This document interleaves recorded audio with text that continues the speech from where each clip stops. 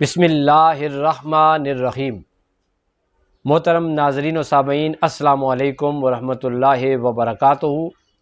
اللہ تعالیٰ آپ سب کو عزت والی، لذت والی اور اپنے فضل و کرم والی بے مثال اور لا زوال زندگی عطا فرمائے، آمین۔ سجدہ صاحب کا مکمل معلوماتی کورس کلاس نمبر 14 کے ساتھ آپ کی خدمت میں حاضر ہیں، اور آج ہم ایک اور ایسی غلطی کو ہائی لائٹ کریں گے جس کی بنا پر نمازی پر سجدہ صاحب واجب ہو جاتا ہے۔ امید ہے آپ نے پچھلی تمام کلاسز کو غور سے سنا ہوگا اور دیکھا ہوگا، اور آپ اپنی فقہی معلومات میں اضافہ کر رہے ہوں گے۔ اللہ تعالیٰ اس علم کا نور دین و دنیا میں عطا فرمائے، آمین۔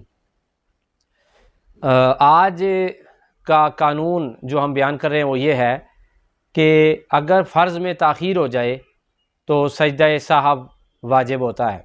اس کی بہت ساری مثالیں ہم ساتھ ساتھ پڑھتے آ رہے ہیں، اور آج ایک نئی مثال سے ہم آشنا ہو رہے ہیں۔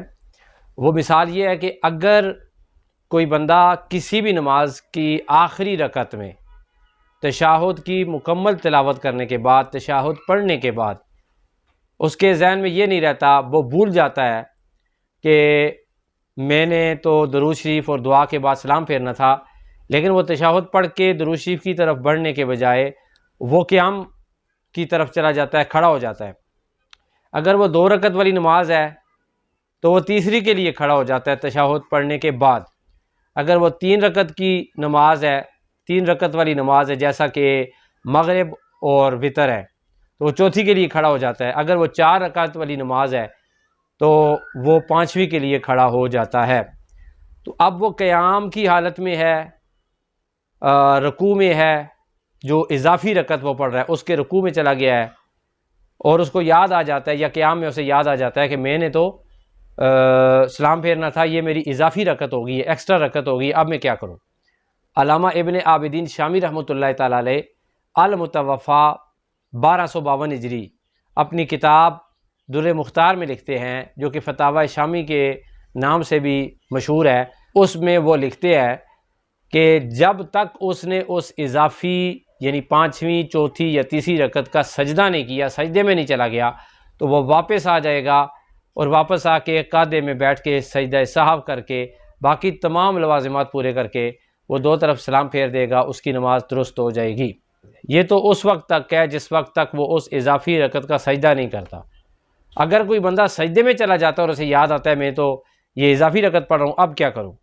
تو پھر علامہ ابن عابدین شامی علیہ رحمہ فرماتے ہیں کہ اب سجدے میں چلا گیا ہے تو اب وہ اس کی اضافی رکعت مکمل ہونے والی ہے، تو اس کے ساتھ وہ ایک اور رکعت ملائے گا، یعنی 3 رکعت والی نماز پڑھ رہا تھا تو 2 ساتھ اور مل جائیں گی، 4 رکعت والی پڑھ رہا تھا تو 7 اور مل کے 6 ہو جائیں گی، اور اگر 2 والی پڑھ رہا تھا تو 2 ساتھ اور مل جائیں گی اور وہ 4 ہو جائیں گی۔ تو وہ آخر میں یعنی کہ وہ 2 اور پوری کرے، اس کے ساتھ ایک اور پڑھ کے 2 گانا پورا کرے، 2 نفل پورے کرے، اور پھر وہ کیا کرے؟